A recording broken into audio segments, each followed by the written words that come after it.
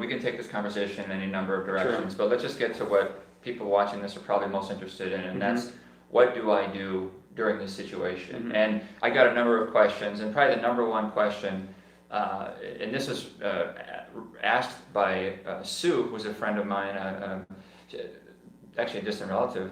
She says, every bone in my body tells me to move all my investments into safe money market funds, but most financial advisors say, leave it out and it will bounce back. It's never been this scary before, and I'm nearing retirement in 2 to 5 years. So how do you respond to that if she calls you and says those words? I can understand her concern being that close to retirement, but she said the right answer, and that is, I'm having an emotional reaction to what's going on in the market, but I know strategically to not make any rash decisions, and that's kind of across the board good advice, is to not let emotions make financial decisions for you. Really people who are a couple years out from retirement, I think it's important to know that when you retire, that's not your end date, quote unquote, for your portfolio. Your portfolio, ideally, you want it to last your lifetime. So if you're going to retire at, say, 65, you 20 to 30 years is what we would consider as financial planners to be your time horizon. So we're thinking about investing over, still many more decades. But they're not gaining income over those decades, right? They will be when their portfolio will be invested, but they're not working, having a wage. So you're right. They need to flip the switch to say, okay, now instead of bringing home a paycheck, I'm going to be taking out of my portfolio. That's actually that's a good point. I never thought of it that way. Like, a lot of people will assume the day I retire is the day I stop investing. Right? That's the finish line. Right. And now I'm just going to coast the rest of the way. And you're saying that's not the case. No, that's not the case at all. And for people living off their portfolios, it's prudent to have a certain amount out of the market. So if you have your, start with your strategic asset allocation. Let's just say, for instance, you're going to be retired. You want to have 60% stocks, 40% bonds, which has traditionally been a nice moderate portfolio for those entering retirement. You also want to have a certain so many months of withdrawals out of that in a money market account, like Sue's saying. So say maybe 18 to 24 months. If you're going to say take $1,000 a month out of your account, have $18,000 to $24,000 out of the stocks and bonds and just in a money market account. Point being, so when markets fall back, you're actually just pulling the cash out. You're not even selling stocks. I see. Money market is like a savings account? It's a proxy for cash. So you can think of a money market mutual fund is one version. You can have a money market savings account at your bank. It's just a term for cash. A lot of what you suggest is based on science. It's based on the research, the history. Like, now is statistically not a good time because throughout the history of investing, we've had dips and it's always come back. And so there's no reason to believe this one's any different. Correct. Based on that, it's a mistake to pull it out. Then is it a good idea to do the opposite? Like, if she has some money in the money market account, buy Amazon or whatever. Buy mutual funds, buy stocks, because it's going to bounce back. I think you're kind of leading into, the investment strategy should always be, before you talk about how to invest or what to invest in, you should always talk about the financial plan going into it. So how much money do I need to take out of my account? How much money do I have in safe, whether it's money market, bank accounts, short-term treasuries, safe type of investments. And then the remainder I can invest. So say if you're sitting on excess cash right now, you sold property or you came into some windfall or you just been accumulating cash because you didn't know when to invest.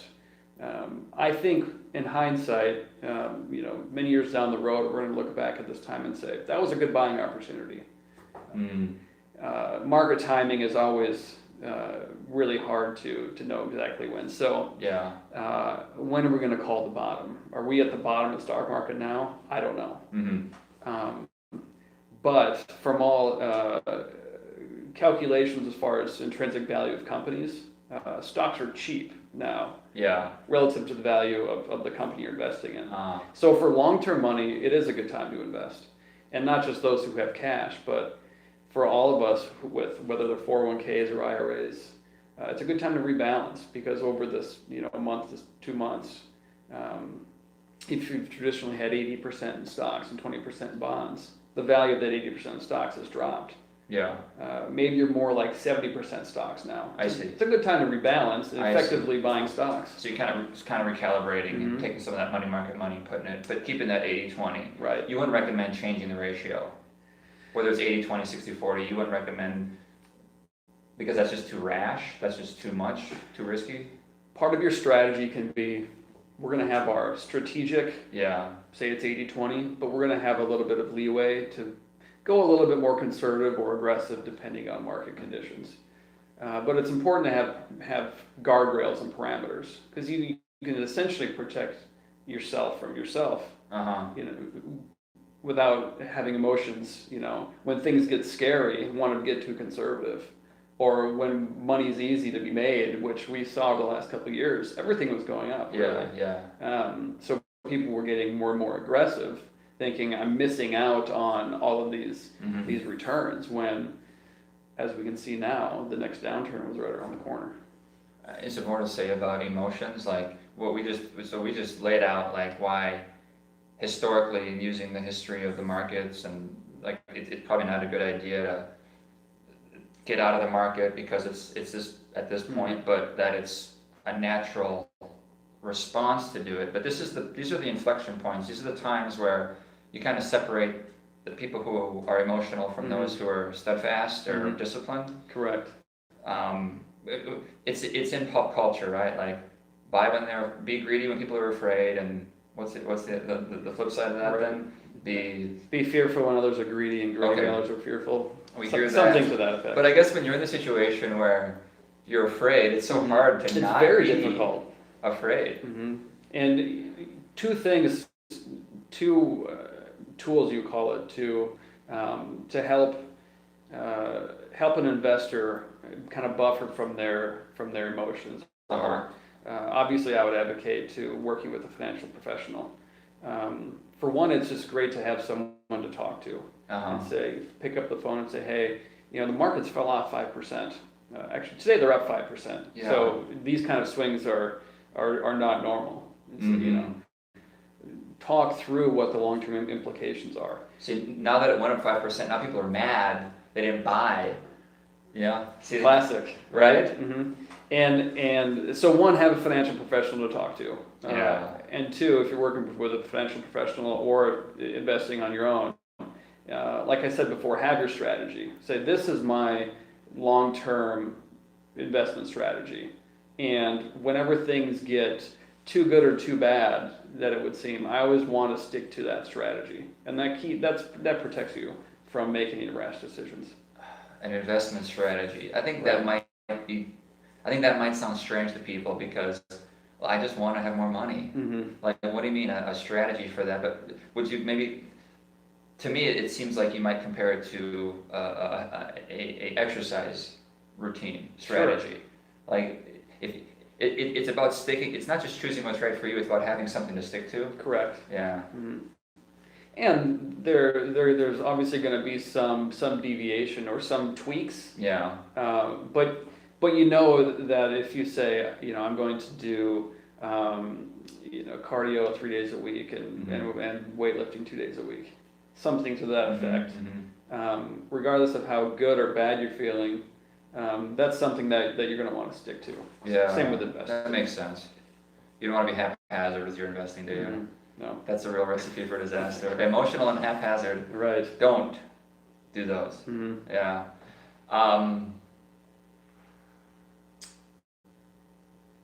Did we answer Sue's question? I think so. So for those going into retirement, no. So say Sue has 2 to 5 years. Yeah.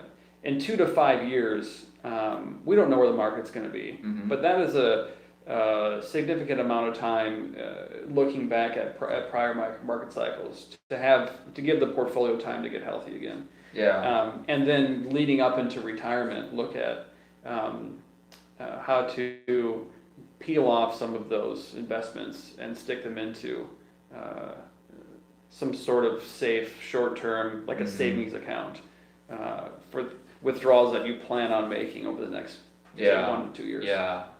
But she doesn't need to start making those moves for a couple of years. It seems like a theme keeps coming back when people get afraid and they want to, appease their fear with quick. It's the difference between short term and long term. Like that just seems like a common theme you got to put in people's minds. Think long. Think long. At least years, and not. And frankly, if you don't have years to invest, stocks are not the right thing to be in. So if you have money and you say, Ryan, I have this amount of money and I plan on buying a house in 2 years. And even if you would have said that to me 6 months ago, if you're going to spend the money in the next 2 years, that's not prudent money to invest in the stock market. Because it has swings. Correct. I see. I see.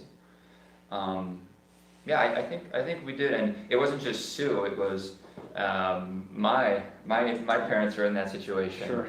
And actually, Quincy wrote similarly. What advice do you have for older investors who lost a decent chunk of their retirement savings in the downturn? Should they get more aggressive with their allocation? Which is, I think, something you touched on. Plan for a later retirement date. Something else entirely. Well, I suppose if let's say the Dow doesn't, or not the Dow, but just the markets don't improve, then I suppose it's conceivable people might have to consider working a little bit longer if they're on retirement's doorstep. Right. And if you have that sort of flexibility in your, some professions are, there's a hard stop date. Yeah. If you have that sort of flexibility, and you can decide exactly when to retire, if retiring during the middle of a down cycle in the stock market can be difficult because it'll put more stress on your account to be taking out those withdrawals. Yeah. Assuming you haven't, like we had talked about, already pulled some money out. Right. So, if you're so inclined to work another 6 months, that can actually have a great benefit to your portfolio long term. I see. Don't start taking out money when the stocks aren't worth as much. That's the only way you could really harm yourself, is selling stocks now. If you and I... That's the lead, or that's like that isolated quote. I actually isolate quotes when I put a thumbnail for these videos, and maybe that's the quote what you just said right there. Because everything's on paper, losses. Yeah. Until you sell and lock in those losses. Yes. So Brandon, for you and I, who have several years to retirement, and the stocks in our portfolio have lost certain value, share price, but we still own the shares. Yeah. The share price will come back, unless we make an emotional decision to sell stocks to go into cash. We're locking in those losses. Okay. Yeah, that's kind of the bottom line. Right. And then is it similar with other commodities or with other assets too?